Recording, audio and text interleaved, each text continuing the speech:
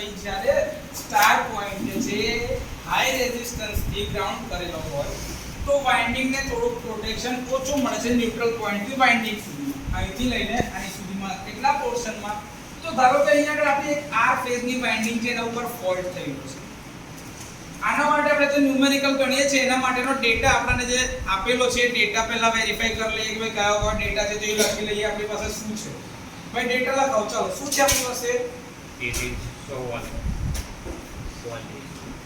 આપણી પાસે 3300 વોલ્ટ છે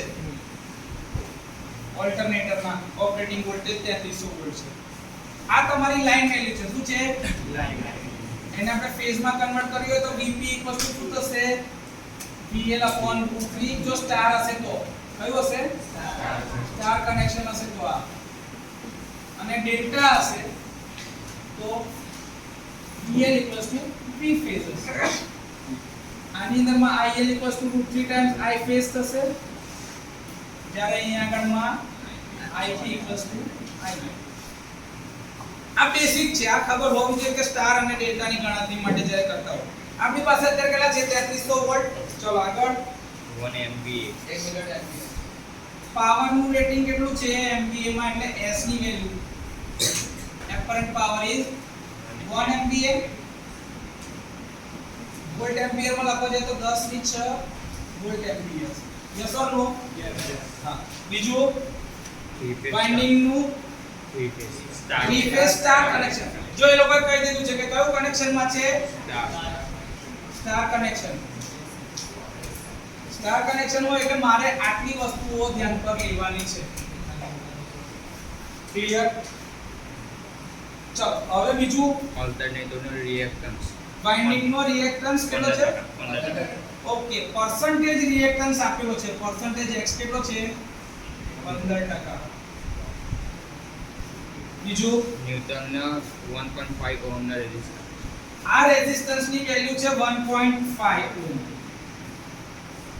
R = 1.5 ઓહમ નાખેલો છે ન્યુટ્રલ પોઈન્ટ નો રેઝિસ્ટન્સ તો હવે રિલેને ઓપરેટ થવા માટેનો કરંટ 100 એમ્પિયર રિલેનો ઓપરેટ થવા માટેનો કરંટ છે તો રિલેનો ઓપરેટિંગ કોઇલ નો કરંટ કેટલો છે રેટેડ 100 એમ્પિયર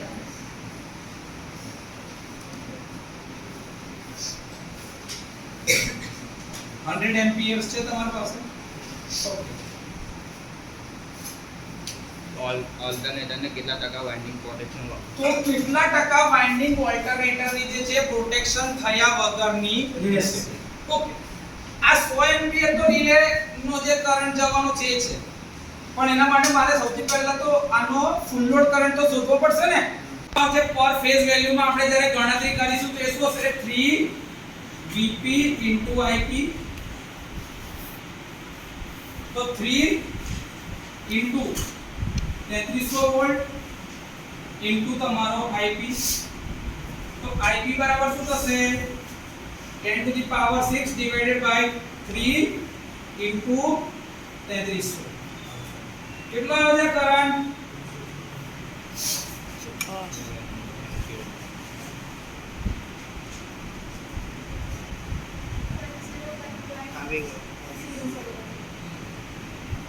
જે તમે પહેલા વાર પાછળથી કીધું એ પ્રમાણે લખી નાખ્યો 101.0101 એમ્પિયર તમને મળી ગયો છે આટલો તમારો કરંટ નોર્મલ રનિંગ કરંટ છે કે આટલો જો લે હવે રિલેનો ઓપરેટિંગ 101 કરતા ઓછો જ છે જો દેખાય છે 100 એટલે કે કહેવાનો મતલબ સાહેબ વાઇન્ડિંગ ની અંદરથી અમુક ભાગ તમારો અનપ્રોટેક્ટેડ રહી જાય છે કેમ કે રેઝિસ્ટન્સ ની વેલ્યુના લીધે આ કરંટ શું થાય છે લિમિટેડ આ એનો ફૂલ લોડ રેટેડ કરંટ છે અને આ રિલેનો ઓપરેટિંગ કોઇલ નો કરંટ છે ઓપરેટિંગ કોઇલ નો કરંટ આટલો તો એટલીસ્ટ હોવો જોઈએ ને અને એમાં ઓવરલોડ ને બધું ગણવું પડે તો આ કરંટ ની વેલ્યુ આના કરતા વધારે આવવી જોઈતી પણ છે નહીં તો એ આખી વાઇન્ડિંગ ને પ્રોટેક્ટ કરી શકશે થોડોક ભાગ અનપ્રોટેક્ટેડ રહેશે વાઇન્ડિંગ નો રિએક્ટન્સ કેટલો હશે સર પરસેન્ટેજ માં આપેલો છે પણ એની વેલ્યુ મળતી નથી ઓકે તો એવું કરું કે વાઇન્ડિંગ ની એક્રોસ માં વોલ્ટેજ ડ્રોપ કેટલો છે I * x કેટલો થાય ઓકે ના ડિવાઇડેડ બાય અને Vp કર નાખું અને 100 પરથી શોધી નાખવું. 100 પરથી શોધી નાખવું તો મને મળી જાય કે ભાઈ એની વેલ્યુ કેટલી છે પર્સન્ટેજ રિએક્ટન્સ પરથી x. પર્સન્ટેજ રિએક્ટન્સ તમને કેટલો કીધો છે 15% is equal to i. Okay મળી ગયો છે 101 એમ્પિયર. જોઈ લો 101 એમ્પિયર લીધો છે તો કે એટલો કરંટ એમાંથી જાય છે ફૂલ લોડ રેટેડ કરંટ. આ કરંટ કયો છે રિલેની ઓપરેટિંગ પોઈન્ટ નો. અત્યારે મારે કોનો વાઇન્ડિંગ નો રેઝિસ્ટન્સ કે રિએક્ટન્સ શોધો તો મારે કયો કરંટ લેવાનો વાઇન્ડિંગ ની. તો કયો કરંટ લીધો 101 એમ્પિયર. x તો કે આપણે શોધવાનું છે કે કેટલો રિએક્ટન્સ છે. ફેઝ વેલ્યુ આપી છે Vp ની 3300. 100 ઉપર પરસેન્ટેજ નીકાળવાનો એટલે 100 થી મલ્ટીપ્લાય કર્યા તો આ શું થશે 15 * 3300 ડિવાઇડ બાય 101 * 100.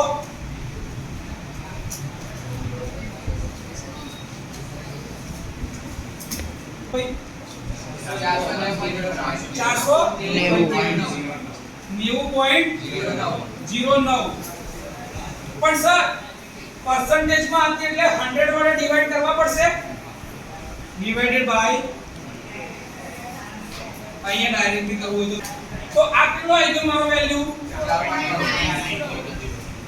4.90 ઓહમ x ની. પણ આ તો તમારી જે વેલ્યુ હતી 3300 પર તમે લીધી. તમારે એને કન્વર્ટ તો કરવી પડશે ને ફેઝ વેલ્યુ માં સ્ટાર પ્રમાણે. તો ડિવાઇડ બાય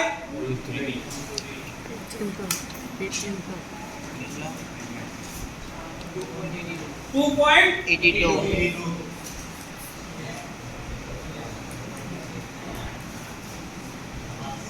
કહેવાનો મતલબ સર મારી બધી વેલ્યુ એકબીજા સાથે ઇનલાઇન થઈ ગઈ છે. તો આ વેલ્યુ ઓફ રેઝિસ્ટન્સ કઈ છે આ રિએક્ટન્સ ની વેલ્યુ પર ફેઝ xp. ફેઝ વેલ્યુ માં રિએક્ટન્સ આવી ગયો મારો. હા કે ના ઓકે. હવે પર ફેઝ વેલ્યુ માં મારો રિએક્ટન્સ મારી પાસે છે પણ સાહેબ મારે એનો રેઝિસ્ટન્સ બી તો શોધવો પડશે ને. રેઝિસ્ટન્સ છે એ ન્યુટ્રલ પોઈન્ટ નો અવેલેબલ છે. આ તો ટોટલ રિએક્ટન્સ છે આખી વાઇન્ડિંગ પ્રોટેક્ટેડ થાય તો. પણ એનો અમુક ભાગ પ્રોટેક્શન માં આવતો કેટલું ભાગ પ્રોટેક્શન માં નહીં આવે તો એ ધારવું પડશે. એમાં ધારવું પડે તો ભાઈ ધારો કે અમુક ભાગ એ પ્રોટેક્શન માં આવતો હકે ના. આનું મારા જેવું કે આટલો પાર્ટ આ y છે અનનોન વેલ્યુ y. x એટલે નહીં લેતો કેમ કે રિએક્ટન્સ માં x આવ્યો છે એટલે y લઉં છું. ચાલશે. તો ધારો કે એનો y ભાગ જે છે એ આટલો પોર્શન એનો પ્રોટેક્શન માં આવતો નથી તો બાકીનો ભાગ કેટલો હશે 2.82 માઈનસ y. રિએક્ટન્સ ની રીતે જો 2.82 માઈનસ y આટલો હશે કે નહીં હા કે ના. તો આટલી વેલ્યુ મારી પાસે છે. હમણાં આને ભૂસાય 82 of y by 100%. આટલા ટકા વાઇન્ડિંગ એટલે કે 2.82 આખું છે એના y ટકા. આખી ભેગી કરીએ તો 2.82 માઈનસ y પ્લસ y તો y ઉડી જશે. તો આ કેટલા ટકા હશે તો કે આટલા ટકા હશે ધારો હા કે ના. તો આની વેલ્યુ શું થશે આનો મતલબ 0.0282 ઓફ y. આ શું છે મારો અનપ્રોટેક્ટેડ વાઇન્ડિંગ નો રેઝિસ્ટન્સ રિએક્ટન્સ સોરી x. આટલો ભાગ મારો પ્રોટેક્ટેડ રહેતો સર મારો રિએક્ટન્સ એટલે ઇમ્પિડન્સ કેટલો છે z. તો z બરાબર તમે આવું લખો છો √r² + x². પણ આખી વાઇન્ડિંગ પ્રમાણે તમે ઇમ્પિડન્સ કાઢો તો એ અલગ જ મળશે. પણ આપણે તો આટલો પોર્શન અનપ્રોટેક્ટેડ રહે છે એના માટે મારે ઇમ્પિડન્સ કાઢવો હશે તો મારે એના માટે અહીંયા આગળ y લેવો પડશે. તો એના આધારે એનો z બી ગણવો પડશે. z ડાયરેક્ટ તો ગણાશે નહીં. તો z ગણવા માટે મારે શું કરાય સર ઉદાહરણ I is equals to V by Z થાય. I equals to શું કર્યું પોટેન્શિયલ મારી પાસે આખાના વોલ્ટેજ છે 3300/√3 આખાના વોલ્ટેજ છે કેટલા 3300/√3 તો આટલાના કેટલા થાય તો 3300/√3 into y by 100 થાય કે ના થાય આટલા પોર્શનનો વોલ્ટેજ આટલા પોર્શનનો વોલ્ટેજ આખાના વોલ્ટેજ કેટલા છે 3300/√3 છે તો આટલા પોર્શનના કેટલા થાય 3300/√3 into y by 100 ઓકે ના કેટલો આવશે અહીંયાનો વોલ્ટેજ એટલે સર વોલ્ટેજ જે છે એ y ના ટર્મમાં આવ્યો હવે મારે શું શોધવાનું છે ઇમ્પિડન્સ z શોધવાનો છે તો z ને સૂત્રનો કરતા બને છે તો z શું થાય v i વોલ્ટેજ કેટલા છે 3300/√3 અચ્છા આ 100 ને કાઢી નાખો તો 2 મિનિટ જતા રહે 33/√3 y ડિવાઇડેડ બાય કરંટ કેટલો લેવાનો છે રિલેનો ઓપરેટિંગ પોઈન્ટ કરંટ 100 એમ્પિયર કેટલું 100 એમ્પિયર તો આ ઇમ્પિડન્સ ની વેલ્યુ મળશે z તો z કેટલા થાય 0.19 આટલો ઇમ્પિડન્સ હશે આટલા ભાગનો ઓકે તો આ z ની વેલ્યુ આવી ગઈ r ની વેલ્યુ આપેલી છે x ની વેલ્યુ આપણે શોધી યસ ઓર નો તો મેં શું લખ્યું 0.19 y આ અંડર રૂટ ને એ સ્ક્વેર કરી દઉં square is equals to r એટલે કે 1.5 નો સ્ક્વેર પ્લસ x ની જગ્યાએ શું લખાય 0.0282 y સ્ક્વેર આ y અને આ y ને એક બાજુ લઈ લઈએ તો 0.19 y square minus 0.0282 y square is equals to 1.5 નો સ્ક્વેર ચલો આની નાની વેલ્યુ કાઢો 0.035 y square equals to 1.5 નો સ્ક્વેર એટલે 2.25 તો y square equals to શું થશે 2.25 divided by 0.035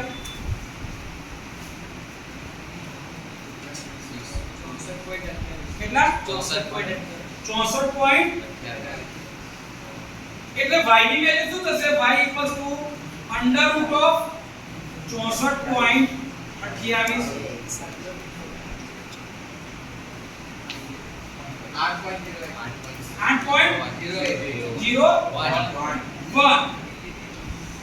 તો y આટલા પોર્શન